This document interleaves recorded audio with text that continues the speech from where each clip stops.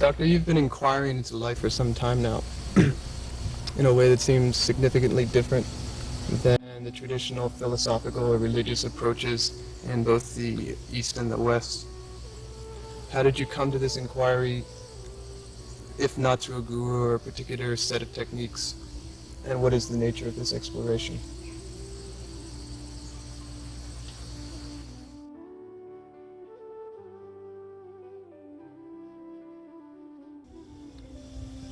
Another part of this New Age movement is what is called holistic health, which seems to be an attempt to treat the whole being, the whole person, as opposed to suppressing the symptoms. And also we see psychic healers and faith healers who seem to be working on a deeper level than the physical. But no one seems to have found the basic causation of disease or how to eradicate it. What is that cause, and is it possible to do away with it once and for all?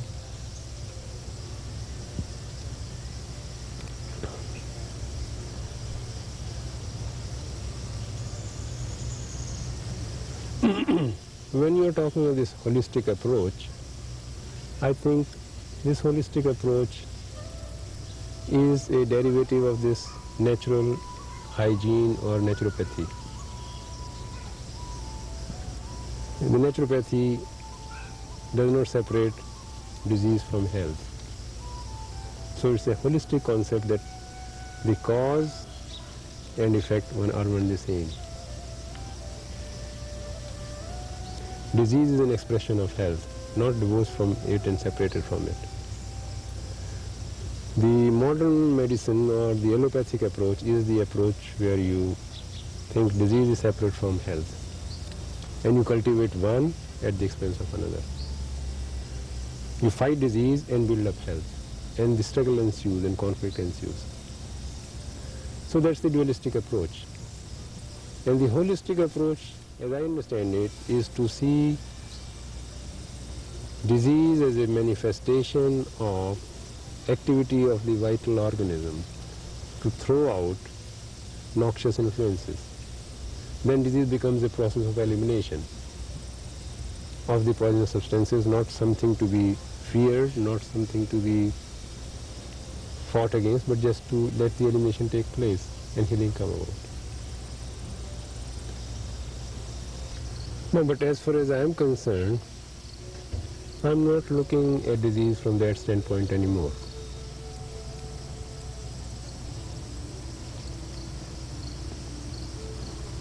After having gone through all these various approaches of healing,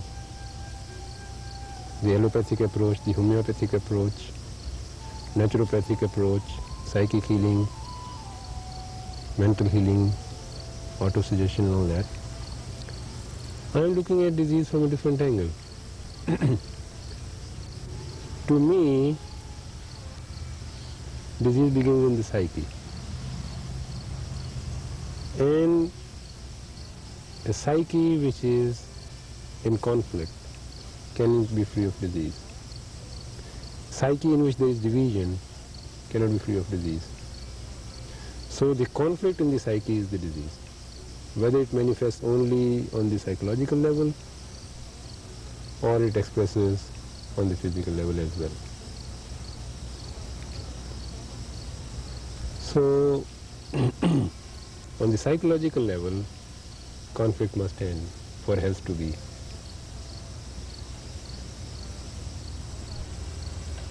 But this conflict can end on very superficial level. But that will not free you from disease, it will give you a relative better health. If you can come to this ending of division in the psyche on all levels, superficial as well as deep, and the energy of unity has started expressing in your life. And when you bring this unity of life as a day-to-day reality in your everyday life, you live it, you realize it, Only in that state there is a total freedom from disease. If you have a division between you and the environment,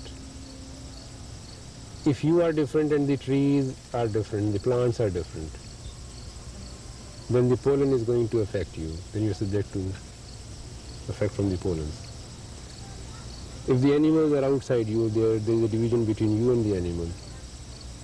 The animal's poison is going to affect you. If you are separate from this outside environment, then the pollution is going to affect you. But when you start living in this energy of oneness, non-duality, and it becomes an actual realization, disease has ended completely, on the psychological level as well as physical level. And at that point, the body starts undergoing changes, moving towards immortality. There is freedom from disease and freedom from aging.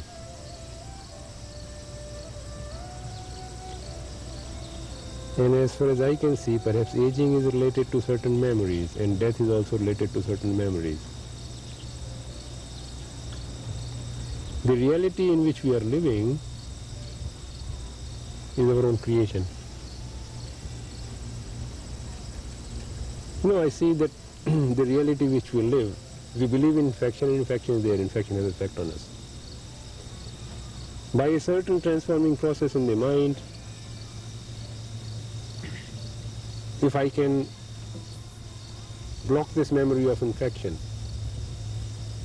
bacteria is the cause of infection in my consciousness, my body becomes relatively immune to the bacterial invasion.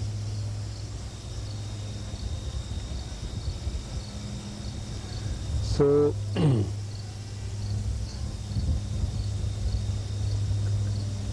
the reality is created by thought from memory, and we live in it.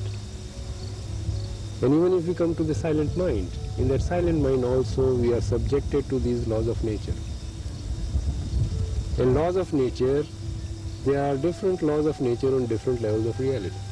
There is not one single law holding good for all the levels of reality. So once you start living on that level of reality where there is no division, there is no bacterial invasion, there is no infection, the body becomes immune to infection. But so long as you have this memory of infection and disease caused by certain foods or certain substances, certain poisonous substances, certain bacteria, viruses, you are subject to it. When you have wiped off this memory of infection from your psyche, these viruses and bacteria as cause of disease, because you see bacteria and viruses threatening your existence. You are separate from the bacteria and viruses. When you can bring this unity into life, this non-duality into life, that life is one whole, there is no division in it. And it's not only a mental concept, but an actual realization which is taking place in your life. Then pollen and viruses and bacteria cannot do damage to your body. And even in the past people have done that. They have been able to go even beyond the effect of elements. Like fire, water has no effect on the body if you come to a certain state of consciousness. So the fundamental answer to disease is not through homeopathic approach or naturopathic approach or massage or herbs and things like that, or psychic healing.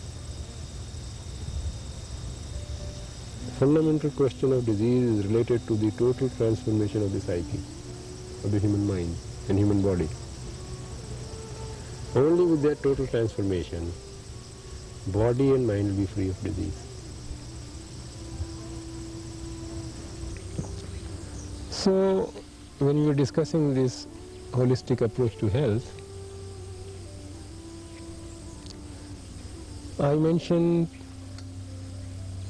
that the concept of holistic health is rooted in natural hygiene, where disease and health are not divided, but it's one single movement of vital energy.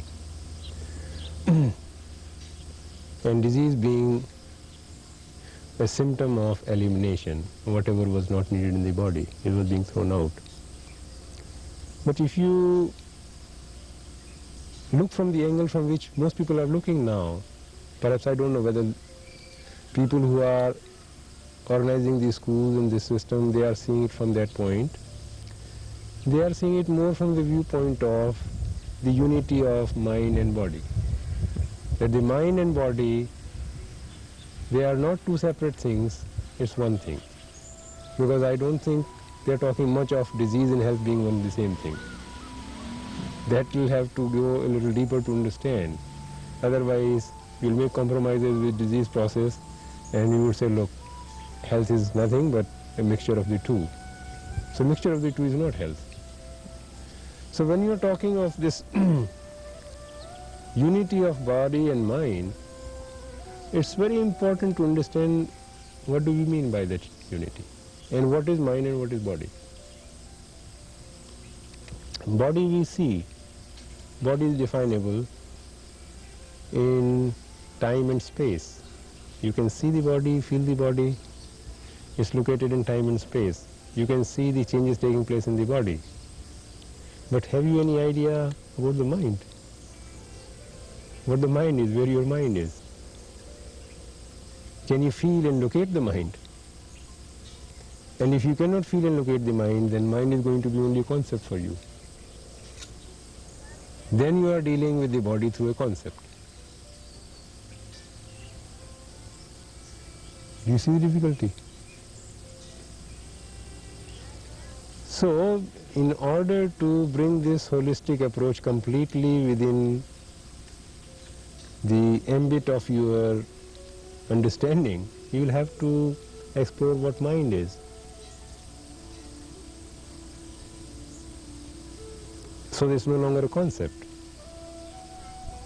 Now we know the mind is not located inside the body or outside the body.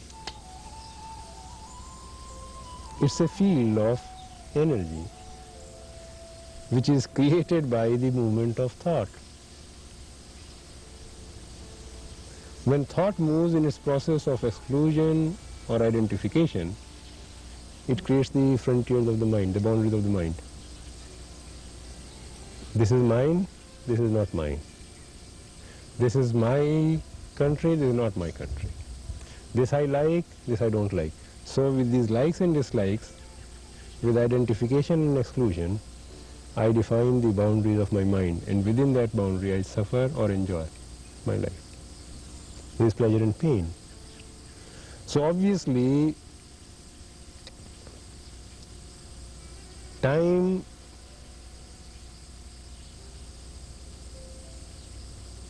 is the basis of this mind, because it's built through thought, through memories. It's time. All the memories are related to time. But as to this space, is the mind limited to space or thought limits it? So when I see that thought limits the mind, it's my creation, and then I stop this fabrication, this defining of the boundaries of the mind.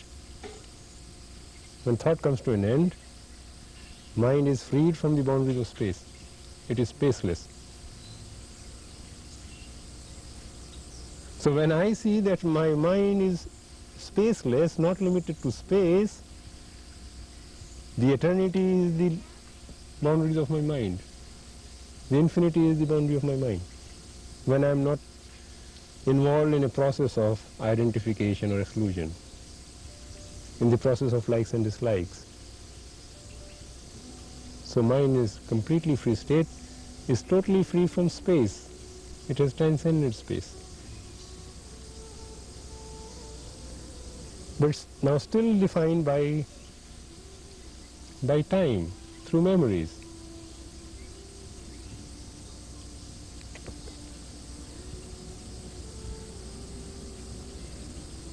Now, if I start looking at myself, at the collection of my memories, through time, then I find that certain memories apply and certain memories have become non-functional.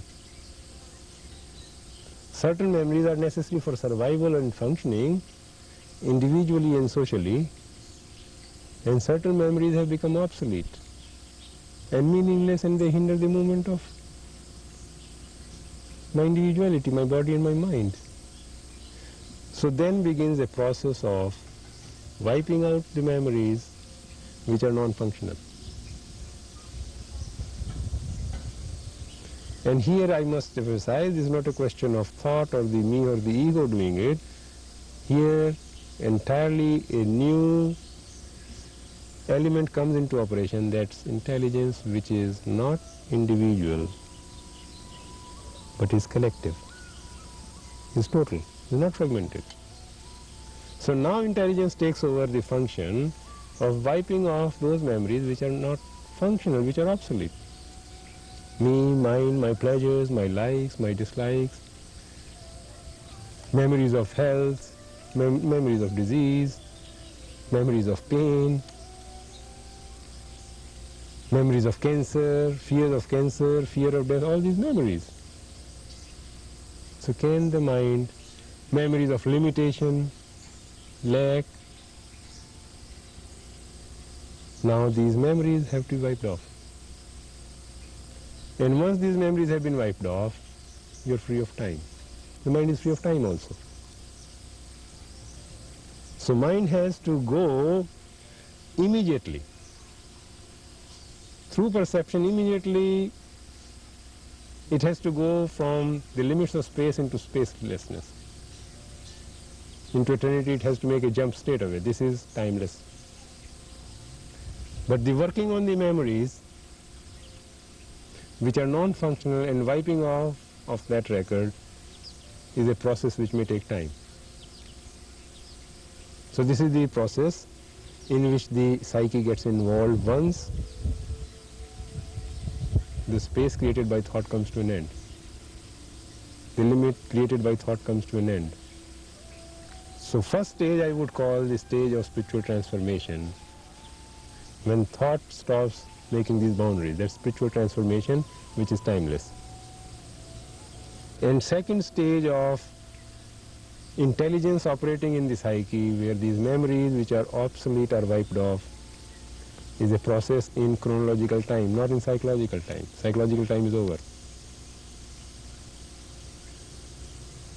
And now, then can I see myself not as limited to the body, but as an intelligence, as an energy which is manifesting through timelessness and spacelessness?